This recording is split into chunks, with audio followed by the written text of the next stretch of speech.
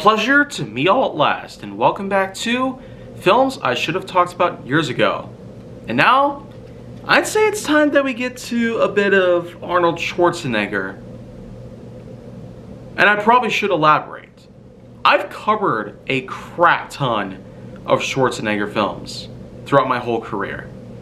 So maybe the majority of Schwarzenegger films that I've covered on could probably be saved for a future season of films I'm willing to talk about again. But because we're back in the time where I definitely should have talked about some things based on Schwarzenegger at this point, if I ever had to pick one somewhat obscure film of all the Schwarzenegger films that exist, Eraser, 1996, would probably be one of those. Because after all, if you thought that the likes of the gunslinging Commando, the likes of cunning strategist Dutch Schaefer from Predator, the incredible cybernetic organism robots of the Terminator, and then of course with the wacky, jolly, holiday-loving Jingle All the Way, and all that good stuff, put that cookie down now, and all that good stuff that he's done over the years, well, take a look at Eraser. This actually did come out the same year as Jingle All the Way, 1996, so he's technically had a busy year across those ends. But what I really like to talk about, and specifically that's related to this film, is in fact the story. U.S. Marshal Deputy John Kruger. Yes, I know.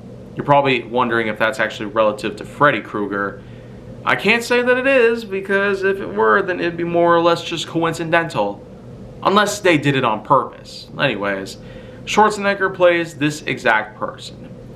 The reason why he is basically dubbed the Eraser by his superiors is because his main goal is to erase the memories of his witnesses. It's basically like some sort of automatic Turing that takes place. A witness protection tactic. If you thought that the famous gizmo that the Men in Black use, where it flashes and it erases memories in your brain, if you thought that was awesome to see on screen, well, take a look at Kruger's methods of erasing memories from people's minds. Well, in this exact case, we basically have a bit of an issue take place. Vanessa Williams stars as a civilian who was basically dragged with Kruger to basically keep her safe from all costs. And the reason being is because she actually has worked for a large corporation creating high-tech based equipment of all sorts. In this exact case, what we have here is an ongoing feud that takes place. A criminal organization wants to take hold of these new advanced weapons and use them for destruction. So if you probably remember when I talked about Darkman 2, it's pretty much what the same exact thing is. Almost like they ripped off Eraser, but I could hardly bet anything on that part. Here, however, the way that Schwarzenegger was able to simply pull off some extreme captivating stunts here and there, while also keeping his own commandos safe. Yeah, pretty much. Just going all the way, referencing every possible Schwarzenegger film I could find, because this is completely ridiculous. Because first of all, I don't necessarily see how erasing memories of one person is supposed to help in the case. The case specifically meant to solve what the heck's going on. And it's been a while since I last saw this even, so I do apologize if there are some things, some details I cannot point out here.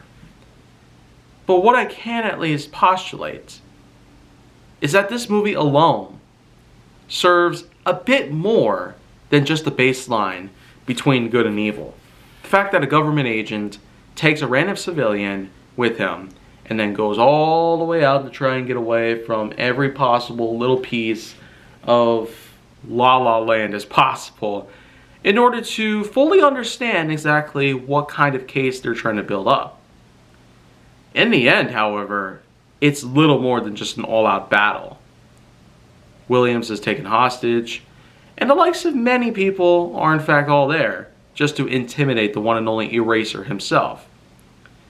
But let's not forget, the Eraser, much like what we've seen from Commando, Terminator, Predator, etc., he's come prepared, ready to fight every possible thing, with his bare hands or with anything else that he touches.